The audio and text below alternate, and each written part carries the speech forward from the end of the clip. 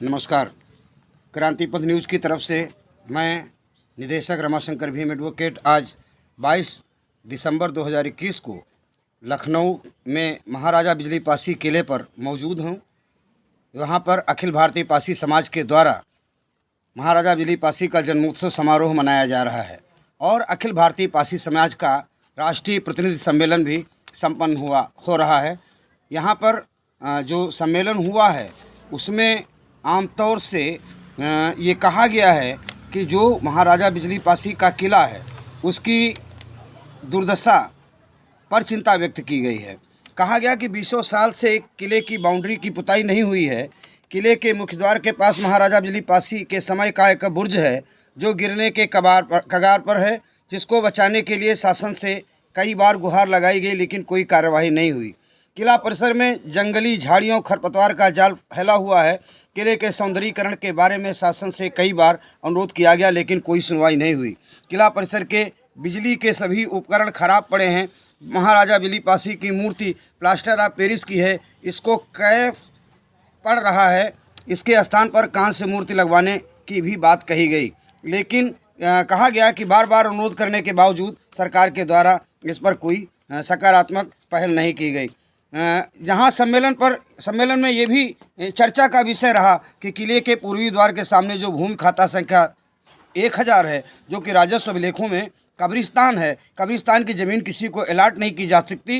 ये पासी समाज के कब्रिस्तान की भूमि है और जिसे एलडीए ने दूसरे लोगों को अलाट कर दिया है। तमाम अनुरोधों के बावजूद एलडीए कोई कार्रवाई नहीं कर रहा है।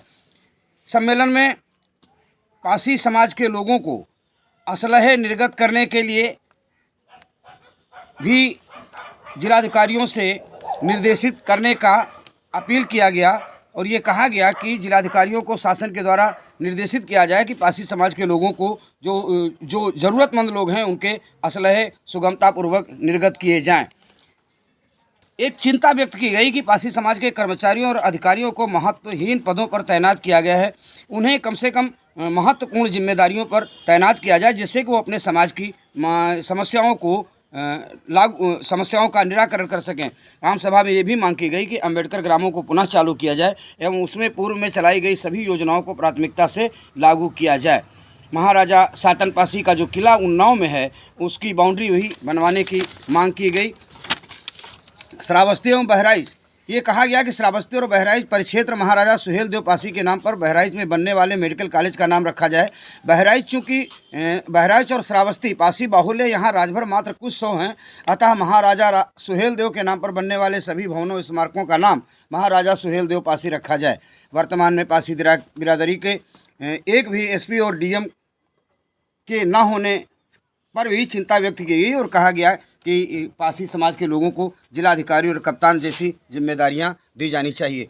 इस कार्यक्रम की अध्यक्षता राष्ट्रीय पासी समाज के राष्ट्रीय अध्यक्ष आर्य प्रसाद जी ने किया और संचालन महासचिव रामकृपाल एडवोकेट ने किया। आज के कार्यक्रम में पश्चिम बंगाल के अध्यक्ष सुरेश चौधरी, तेलंगाना के अध्यक्ष अभयदीप उर्फ किरण पासी, दिल्ली के कार्यकारी अध्यक्ष डॉक्टर RN सरोज, मध्य प्रदेश के प्रभारी गुलाब चौधरी, मध्य प्रदेश के अध्यक्ष गोविंद बावरिया, महिला मोर्चा की राष्ट्रीय अध्यक्ष श्रीमती शकुंतला प्रसाद, पश्चिम बंगाल की महिला मोर्चा की अध्यक्ष श्रीमती गीता चौधरी, बिहार के प्रदेश अध्यक्ष जगदीश चौधरी, उत्तर प्रदेश के अध्यक्ष विक्रम राम राजेश, राष्ट्रीय कार्यकारिणी के कोर सदस्य विश्वनाथ चौधरी, राष्ट्रीय सचिव विश्वजीत चौधरी, झारखंड के प्रदेश उपाध्यक्ष योगेश्वर महंथा, युवा मोर्चा के राष्ट्रीय अध्यक्ष रंजीत कुमार रावत, संरक्षक शिव कुमार एडवोकेट, संरक्षक RP सरोज, पूर्व IPS RP सरोज, संरक्षक RC कैथल, महासचिव बिहारी प्रसाद, वाराणसी से लालजी प्रधान, युवा मोर्चा के प्रदेश अध्यक्ष अभयराज पासी, हैदराबाद हाईकोर्ट के एडवोकेट सियाराम आदि सैकड़ों लोगों ने भाग लिया। इस कार्यक्रम में सांस्कृतिक कार्यक्रम भी पेश हुए जिसमें सोहर भी गाए गए और यहाँ महाराजा बिजली पासी, लाखन पासी और सातन पासी का रूप धारण करके भी लोग मंच पर जीवंत चित्रण प्रस्तुत कर रहे थे महाराजा बिजली पासी, लाखन पासी और सातन पासी का। यहाँ पर तमाम तरीके के स्टॉल भी लगाए गए थे जहाँ पर पासी समाज से संबंधित साहित्य का वितरण हो रहा था।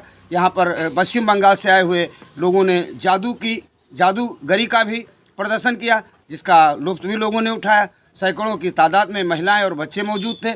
यहाँ पर तमाम मेधावी छात्रों को सम्मानित किया गया। विभिन्न क्षेत्रों में योगदान करने वाले पारसी समाज के तमाम वीरों को, तमाम उच्च पदस्थ लोगों को, तमाम समाज सेवियों को भी सम्मानित किया गया।